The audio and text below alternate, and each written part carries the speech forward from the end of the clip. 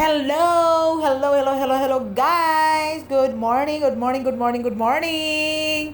Kumusta na nga po ang lahat, mga madam? Welcome back dito sa ating YouTube channel kung saan magbibigay na naman tayo ng mga reaction video. At syempre alam ko naman na super updated na kayo sa mga ganap naman sa Dawn Bell.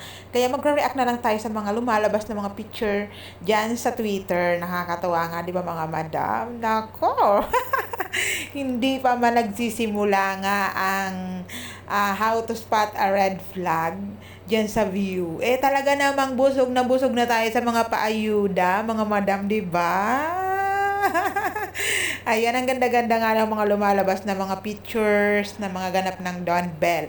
Nakaka-excite, di ba? Alam mo yung hindi na nga talaga kailangan ng super promote para panoorin tong ang how to spot a red flag ng bonggang-bongga dahil dun pa lang sa mga lumalabas na mga pictures na mga behind the scene na ganap nilang dalawa ay talaga namang kotang-kota na tayo, 'di ba? Para sa promotion, para panoorin natin 'yan. Pero syempre, hindi naman pwede din na hindi natin 'yan ipo-promote kapag talaga namang showing na, ayan, or for ready to view na sa view. Ayan, 'di ba mga madam? Napakaganda talaga lalo na yung ganap nila ngayon sa lock-in diyan sa beach, 'di ba? Na nabanggit nga ni Donnie na nadala si Donnie na 'yan ay sa LU o kaya sa La Union, 'di ba? Ang ganda. Nakakatuwa, nakakataba ng puso, nakakakilig, and all. Pasensya na kayo mga madam, I'm so happy lang talaga. So yun, di ba ang ganda ng pormahan ni Belle, as in super kakaiba, tapos parang angkop na angkop talaga sa kanya at bagay na bagay sa kanya yung kanyang mga style, di ba? Na nasa beach talaga sila. Tapos yung kanyang hair, kung saan ay talagang cute na si Donnie sa kanyang hair. Di ba nakita niyo yung video dyan na ginugulo niya yung terintas na buhok ni Belle? It's a sign talaga, di ba? Kasi nabanggit din ni Donnie noon ang pinaka favorite part niya sa kay Belle ay yung buhok. Oo, kitang-kita naman talaga namang kahit yung trintas niya ay pinanggigilan nga ni Donnie.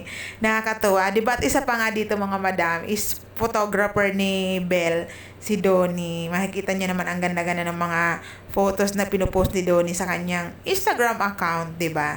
Na talagang si Belle ang may karapatan. 'Di ba? Palagi nang pinupost ni Donnie si Belle, 'di ba? It's a sign na talagang he's into her. 'Di ba? Yun na-relate pa rin natin, 'di ba mga madam?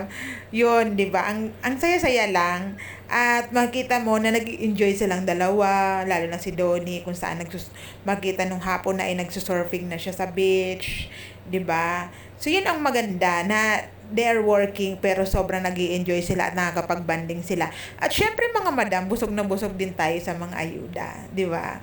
We're so happy, 'di ba? They are happy, we're so happy, 'di ba? Parang there's no space or there's no room talaga for negativity na maraming nga nagsasabi dyan sa comment namin ng baba sa kanila. Pero hindi ko na rin pinapansin yan mga bashers kasi ang focus lang natin ngayon is happy tayo. 'Di ba mga madam? Happy ang Dawn Bell, happy tayo dahil meron silang mga paayuda, banding sila, magkasama sila. At kitang-kita naman sa mga mata ni Donnie kung paano niya titigan si Belle. So in love talaga kay Belle. Napaka-cute naman talaga. Cutesy. Demure. Ni Belle. To the highest level. Ang ganda. Di ba mga madam? Yun lamang pong aking pampagood vibes na reaction video for today. Shout out sa akin mga madam dyan sa Dawn Bell National na malapit na mag 3rd year anniversary. Shout out mga madam ko, mga ninang ko. Ayan, excited na ba? And then, shout out din po sa mga manonood ko dito sa channel ko.